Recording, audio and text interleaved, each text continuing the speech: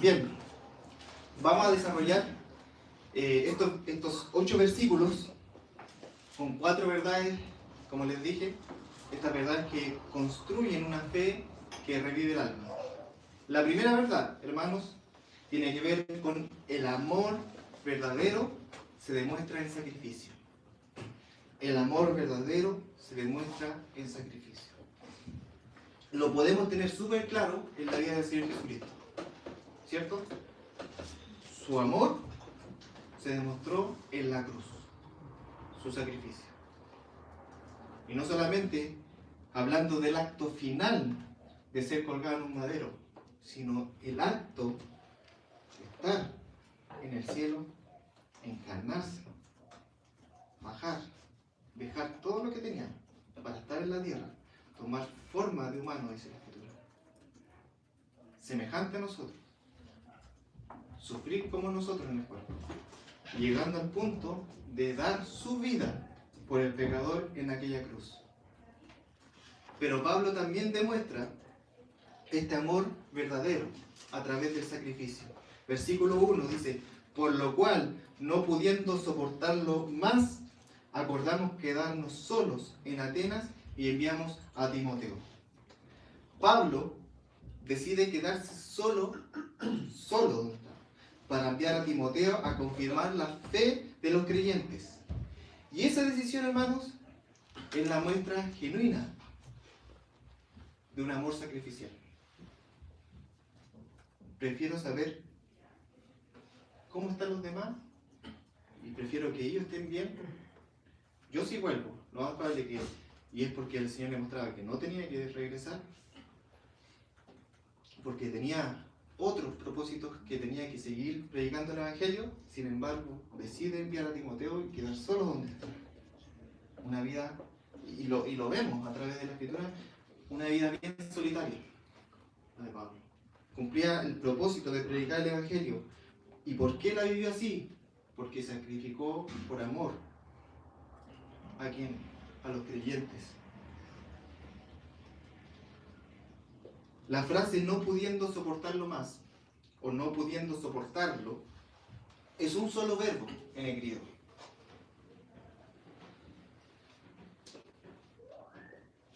Hemos hablado hartas veces que la traducción o el idioma en que fue escrito, este idioma antiguo, son súper ricos.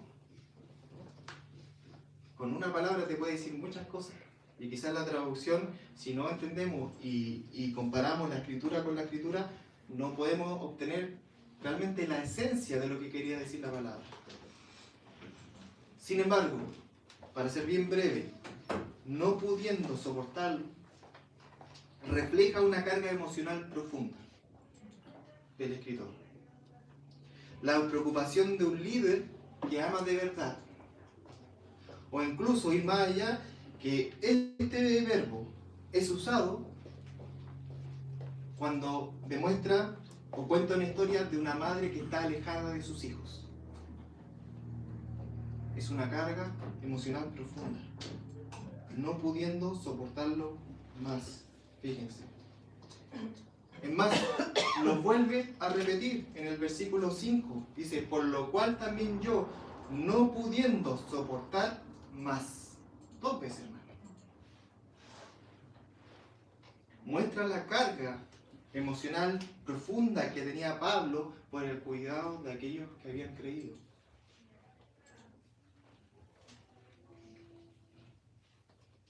Demuestra el énfasis emocional, hermano.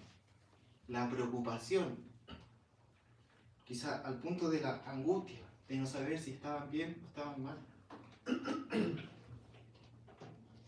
Pablo dice: a pesar de eso, preferí enviar a Timoteo y quedarnos solos, dice. Y esa traducción también tiene que ver, hermanos, también con el sacrificio personal. Pablo decide renunciar a la compañía de Timoteo por el bien espiritual de la iglesia. Con 2 propósitos. Nos dice el versículo 2. Y enviamos a Timoteo, nuestro hermano, servidor de Dios y colaborador nuestro, en el Evangelio de Cristo para confirmaros y exhortaros respecto a vuestra fe. Estas dos palabras, confirmar y exhortar, que van de la mano, podría significar en el fondo lo mismo, pero hay una diferencia. Confirmar, por ejemplo, tiene que ver con fortalecer, afirmar. Y exhortar con animar, consolar, instruir incluso en la Escritura. Pareciera que fueran casi lo mismo. La diferencia que hace acá es el tema de la cercanía. Confirmar tiene que ver con una cercanía física, de estar ahí. Pero el exhortar tiene que ver con una cercanía emocional. Y se necesitan las dos siempre, hermano, para estar ahí, con los que necesitan. Confirmar y exhortar, fortalecer, afirmar en la fe, animar, consolar, instruir al hermano. Y ese era el propósito, principalmente, que envió Pablo a Timoteo, estando preocupado por esos hermanos a que fueran.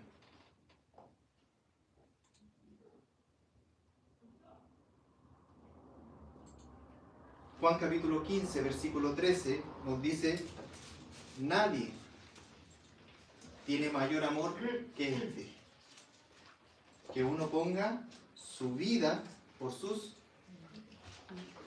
amigos.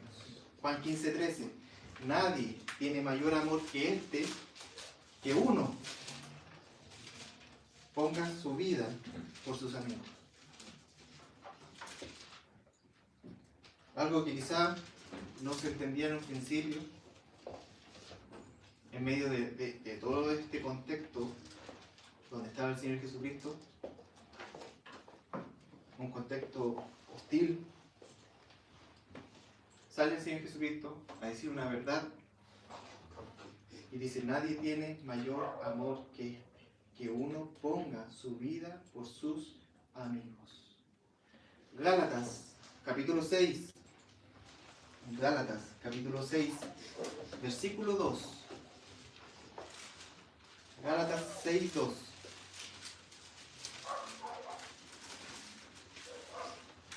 Dice: sobrellevad los unos las cargas de los otros y cumplid así la ley de Cristo.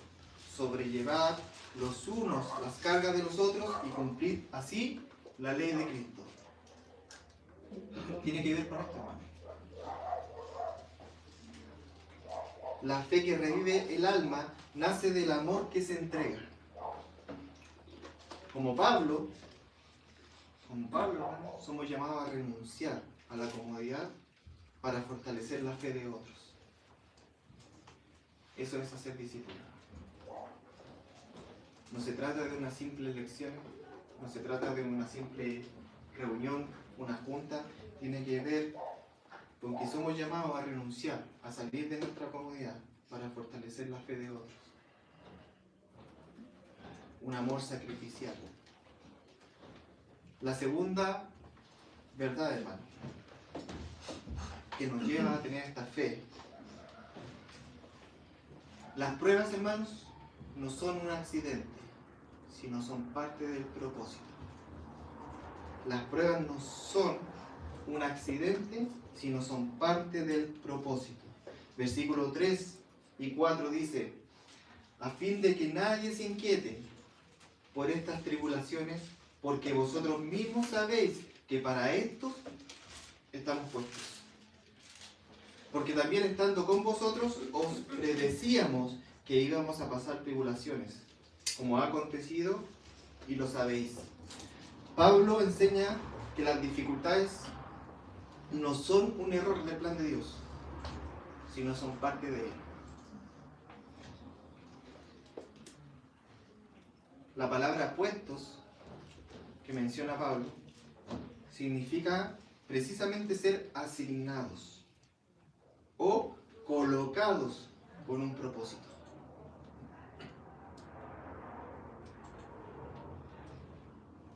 Fíjense, hermano, Las pruebas que nos pasan tienen que ver con el propósito de Dios. Cuando nos pasan estas cosas, de repente nos hacemos la consulta a uno mismo, o le hacemos a Dios en oración: ¿por qué a mí? ¿Por qué yo? ¿Por qué paso por esto? Y ver realmente si lo que está pasando es por el plan de Dios. Y de alguna manera tiene que ver con eso. Tiene que ver originalmente cómo me siento delante de estas pruebas.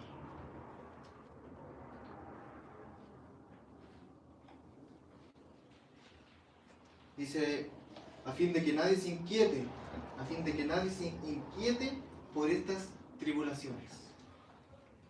Esa palabra inquiete,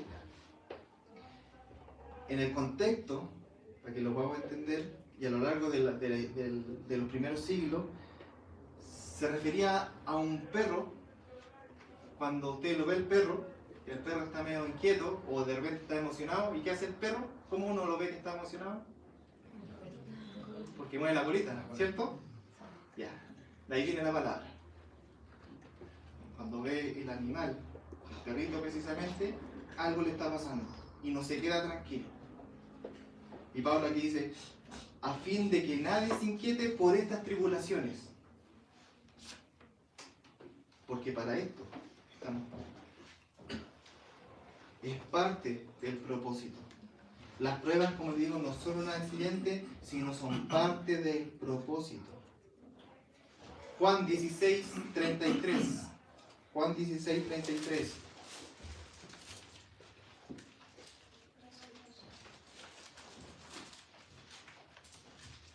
Dice,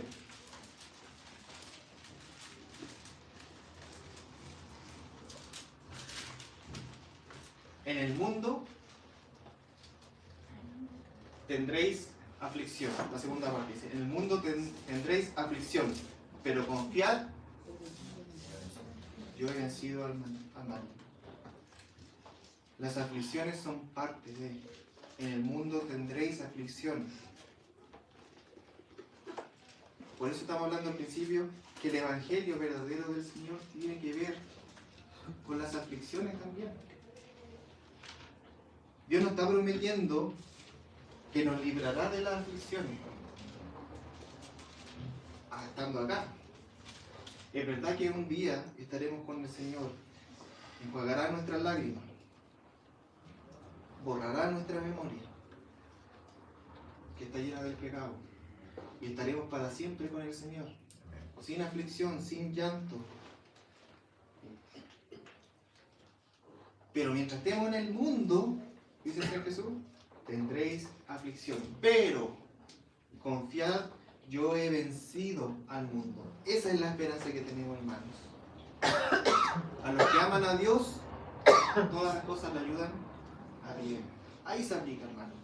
A los que aman a Dios, todas las cosas le ayudan a bien. Si usted se hace la pregunta, ¿por qué a mí? ¿Por qué yo? Primero, estoy en el propósito de Dios, ¿qué quiere decir? Estoy amando a Dios. Porque puede ser de repente que estemos haciendo todo lo contrario de lo que Dios quiere. ¿A qué me refiero? Si me amáis, guardad mis mandamientos. ¿Estoy cumpliendo con eso? ¿Me estoy esforzando con la ayuda del Señor a guardar sus preceptos? ¿A seguir sus estatutos? ¿A meditar día a día si es que estoy pecando y a mejorar mi relación con el Señor, nuestra comunión?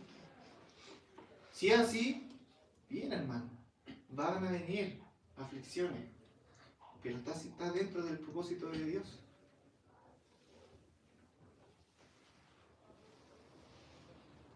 A los que aman a Dios, todas las cosas le ayudan a bien. Amén. Porque es parte del propósito, hermano. Cuando enfrentas oposición o agotamiento, no estás fuera del propósito. Estamos dentro del taller de Dios. Ahí donde nos está reparando, arreglando, instruyendo, confirmando nuestra fe. Él usa la presión, hermanos, para purificar la fe. Como dice la Escritura, como el fuego refina el oro. Ahí es. Los propósitos de Dios está dentro del sufrir. Y creo que muchos de nosotros hemos pasado por momentos duros, sobre todo a veces con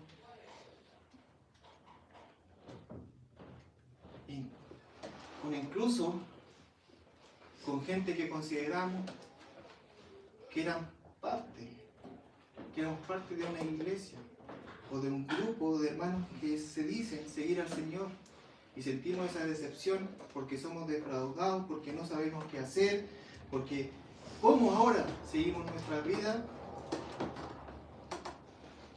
Y cuando queremos aplicar nuestras vidas bíblicamente, recibimos oposición de los que menos esperábamos. Y te digo una cosa, es parte del propósito de Dios. Es parte. Lo vivieron. Lo vivió Jesús, lo vivió sus discípulos, lo vivieron sus apóstoles, lo vivieron los primeros cristianos, lo viven hasta el día de hoy aquellos que quieran seguir al Señor fielmente a lo que dice su palabra. Estamos dentro de las manos de Dios. Pablo enseña en esta porción una teología madura, hermano, del sufrimiento. Esto no es un accidente. Llega al punto de ser una vocación. Somos llamados a... Pablo recuerda que ya les había advertido acerca de esto. La fe cristiana madura no ignora el sufrimiento, lo anticipa. Fíjense. A fin de que nadie se inquiete por estas tribulaciones, porque vosotros mismos sabéis que para esto estamos puestos. Porque también estando con vosotros os predecíamos que íbamos a pasar tribulaciones. Se lo anticipo, hermano. Desde que predicamos el Evangelio,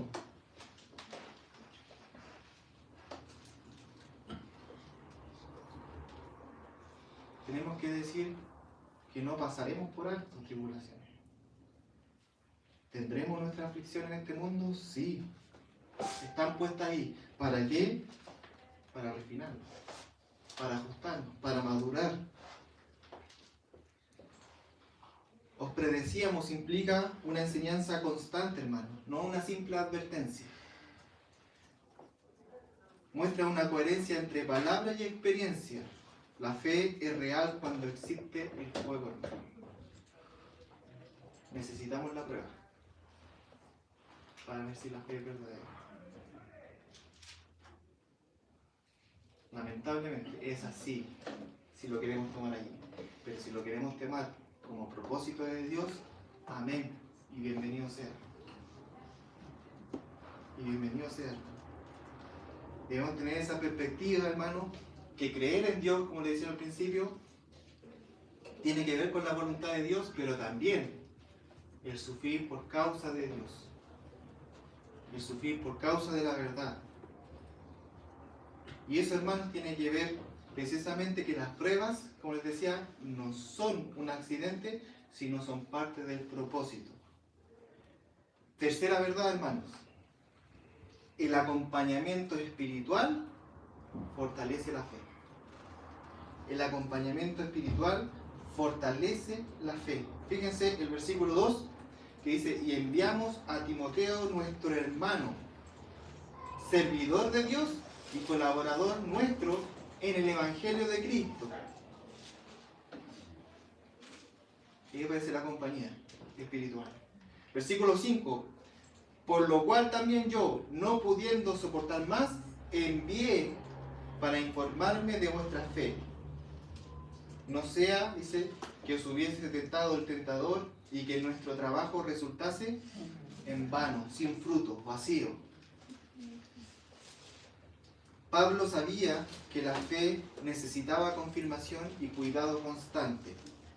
Por eso envió a Timoteo, un colaborador fiel que cumple con el rol de mentor espiritual, de seguir discipulando a esos hermanos. de estar preocupados por ello. Esto demuestra que el ministerio, hermanos, es comunitario y colaborativo.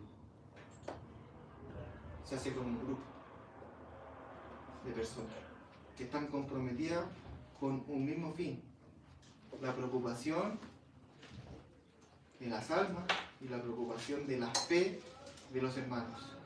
Pablo, Silas y Timoteo actúan como un equipo misional. La vez pasada hablamos de un versículo que es bien famoso para reprender, que dice: no dejando de congregarse, como algunos tienen por costumbre. Pero yo le ponía énfasis en lo que sale realmente. ¿Para qué? Para considerarnos unos a otros, para estimularnos al amor y a la buena obra. O sea, no tiene ningún sentido que pongamos tanto énfasis en cumplir, quizás que se convierta en una ley rígida de decir: hay que congregarse.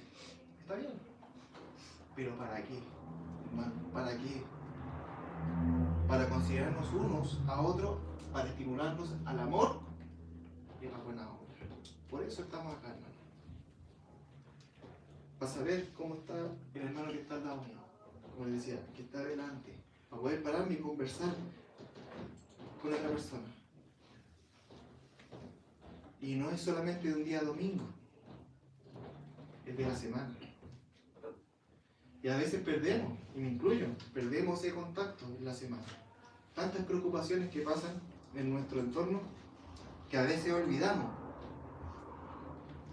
Pero esa instancia es la que estamos comprometidos cada uno de nosotros.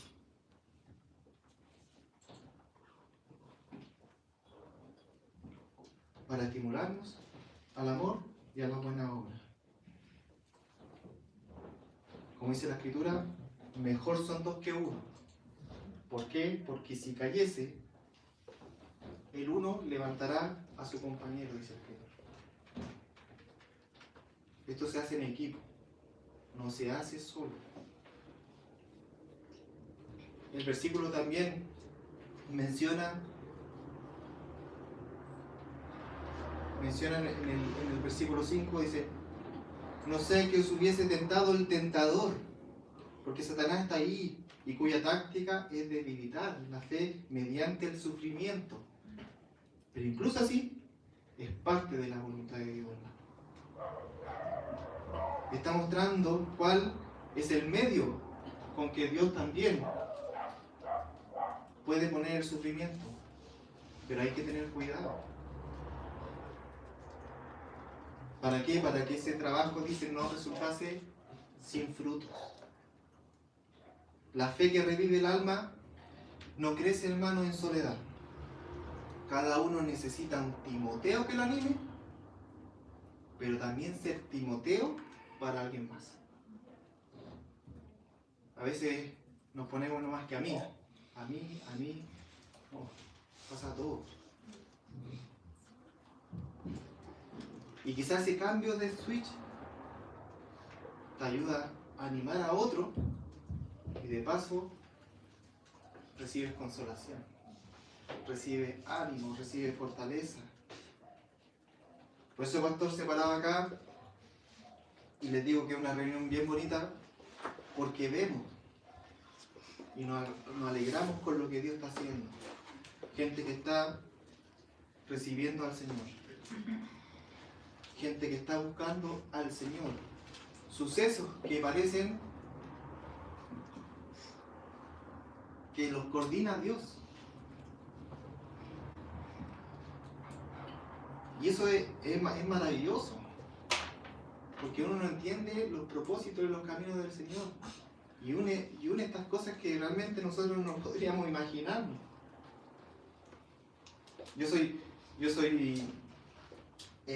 Me gustan ver series policiales, ahí está mi señora que dice, series policiales o de drama, así de intriga, que tú vas como en el quinto capítulo y te das cuenta que se cruza uno con el otro.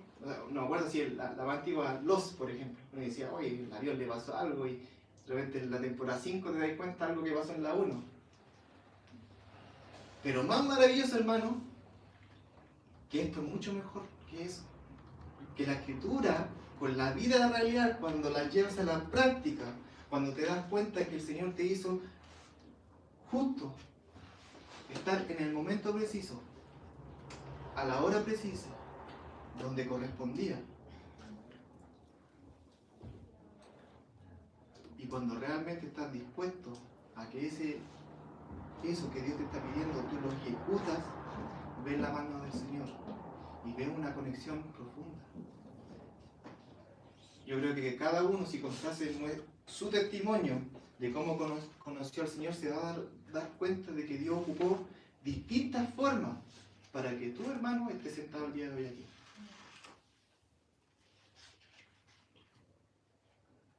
Y eso es algo que solamente el Señor hace.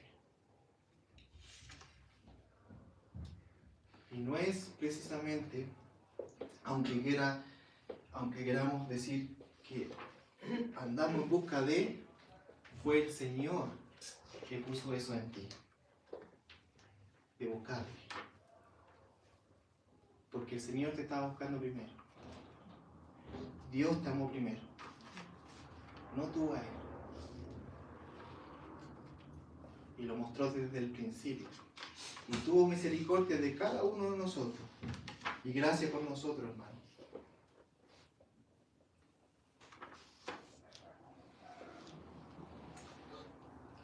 La cuarta verdad, hermano, tiene que ver con que la fe firme de otros, da vida al siervo verdadero. La fe firme de otros da nueva vida al siervo verdadero. Y que se entiende bien en el contexto. No quiero decir de que eso no me da una vida nueva, una salvación. No. Llevémoslo a lo que dice la Escritura. Versículo 6.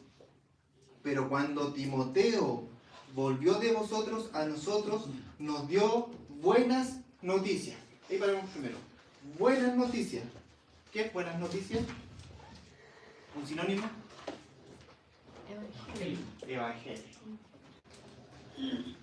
Si no es la única vez que Pablo ocupa esta frase, y que originalmente está escrito como Evangelio, la ocupa no precisamente para hablar del Evangelio de Cristo, sino de una noticia que es importante.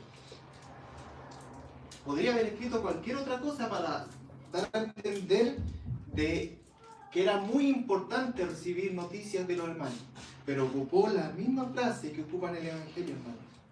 Buenas noticias.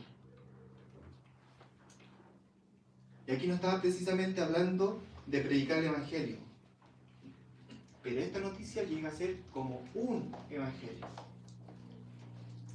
El reporte de Timoteo trae consuelo, la fe y el amor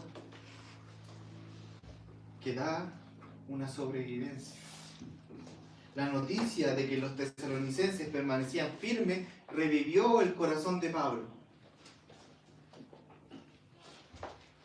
Versículo 6, pero cuando Timoteo volvió de vosotros a nosotros y nos dio buenas noticias de vuestra fe y amor, y que siempre nos recordáis con cariño, deseando vernos, como también nosotros a vosotros. Por ello, hermanos, en medio de toda nuestra necesidad y de aflicción, fuimos consolados de vosotros por medio de vuestra fe. Eso está hablando esta nueva vida. Fuimos consolados de vosotros por medio de vuestra fe, porque ahora vivimos. Denotación, hermanos, de vitalidad. Una vitalidad recuperada. Como la que está teniendo Augusto. Puede estar ahí. ¿Cómo se nota eso? Carlos también, que ha pasado quizás muchos momentos así también. Y de repente hay una leve esperanza, hermano. Una leve esperanza. Esto, si vivimos, es como... No sé si alguna vez le han tenido un golpe en el estómago y quedan por unos segundos, porque parece que fuera minutos, o horas, sin aliento. Así, y no puede respirar y trata de pedir ayuda.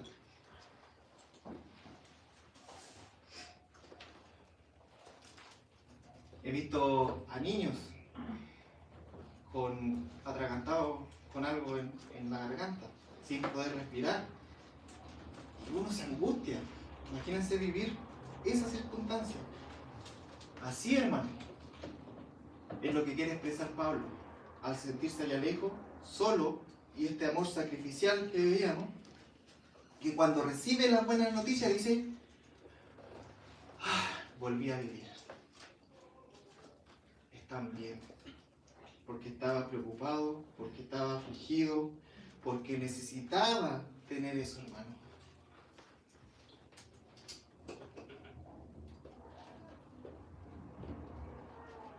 Necesitamos muchas veces que nosotros podamos animar a los que están arriba. ¿Cómo volvió Pastor después de la reunión de jóvenes de ayer? Con vitalidad. Poniendo las canciones, aunque uno no quiera, poniendo las canciones más rockeras que se cantaron ayer. Es que es así, hermano. Si hay cosas que nos animan. Hay que trabajar harto para llegar al campamento.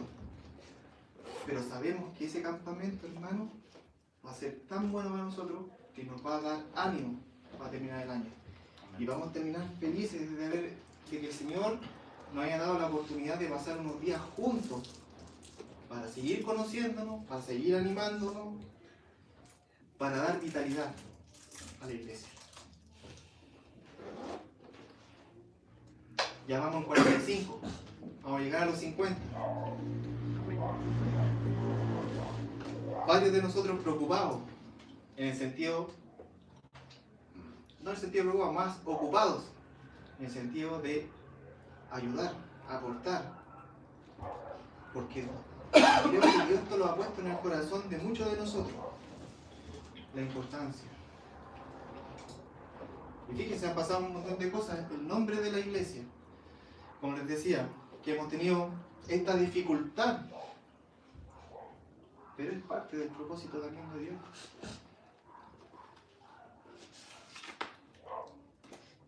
Todo para descansar en el Señor, para no estar afligidos o angustiados y saber que estamos dentro del propósito de Dios. Y a propósito, le doy gracias a cada uno por las oraciones. Hemos entregado un nombre, el cual pensamos que podemos seguir manteniendo nuestro nombre actual. Y descansamos en el Señor que pueda hacer. Y si no es así, hermano, será lo que Dios quiera. Será lo que Dios quiera. Lo que sí debemos seguir es lo que la Escritura nos manda a nosotros por el otro.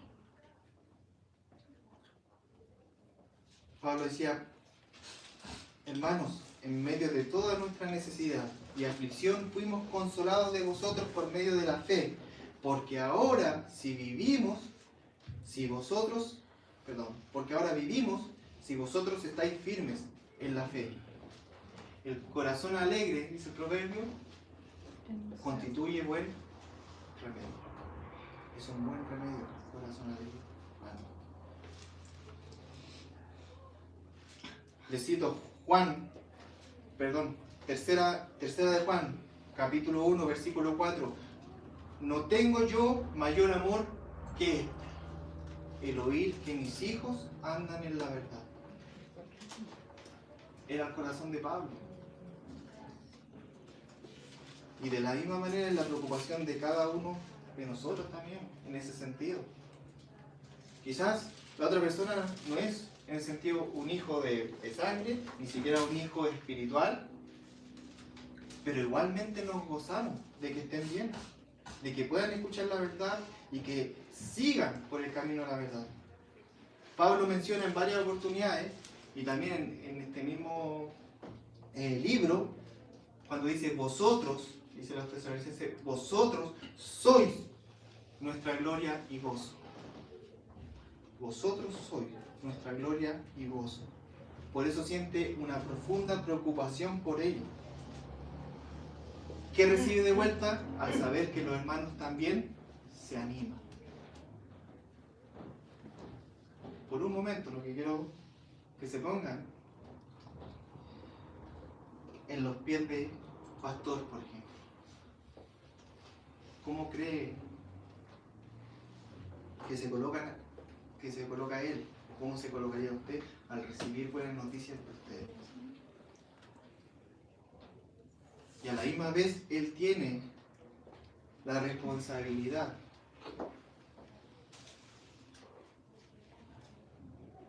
de la preocupación que tenía Pablo. Y a la vez, cada uno de nosotros, como Timoteo, tenemos también la responsabilidad de llevar la palabra a otro y de saber y de cuidar a otros espiritualmente. Tu perseverancia, hermano, puede dar vida a quien te ayuda, quien te anima, quien te exhorta, te instruye, te discipula en los caminos de Dios. Cuando permaneces fiel en todo aspecto, hermano, cuando tú te permaneces fiel a pesar de las dificultades, animas a otros a seguir adelante. A veces no lo podemos a veces dimensionar, o a veces sin querer queriendo. Llegamos a repercutir en una persona a través de nuestro testimonio, sin ni siquiera abrir nuestra boca, sin ni siquiera pararnos frente a otra persona y decirle: te exhorto, te animo. Con tu vida fiel al Señor, animas a otros a seguir adelante. La fe que revive el alma, hermanos, no solo te va a fortalecer a ti, sino que inspira a todos los que te rodean. Esa es la fe, hermanos, que da vida a todos. Esa es la fe que revive, como lo menciona aquí. No tiene que ver con la salvación, precisamente tal, sino con este trabajo, que el desgastante podría ser que llegue aflicción, sí, pero que te da ánimo para seguir adelante. La fe que revive el alma no es individualista ni superficial, hermano. Es viva, es firme, es contagiosa. Por eso les decía,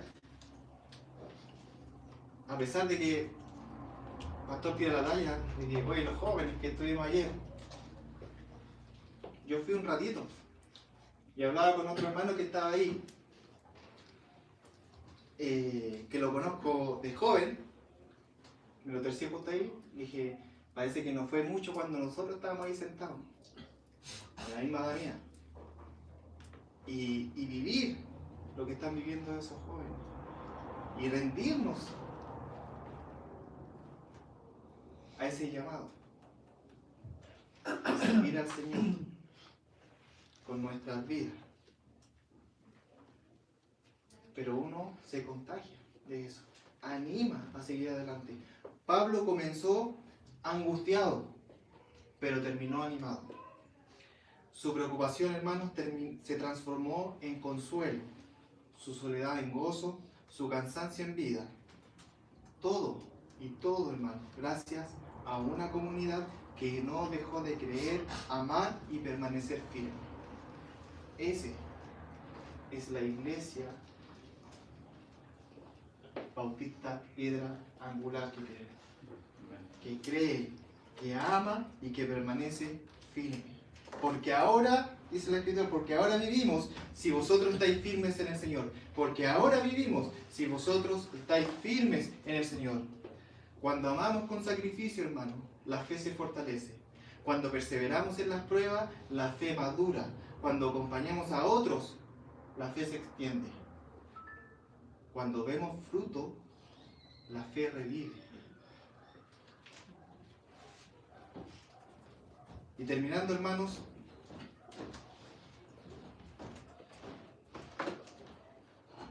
tómese un tiempo. Y tomémonos el tiempo ahora de buscar al Señor. Para decirle: Señor, que mi fe no solamente me sostenga, sino también que reviva la fe de otros, que anime a otros que están pasando por dificultades, que reviva a otros que están de bajo ánimo, con poca fuerza, que anime a otros o exhorte a otros que están pasando por pruebas difíciles o que están simplemente de lleno en pecado, para poder ayudarlos y dar esa mano que falta. Amén.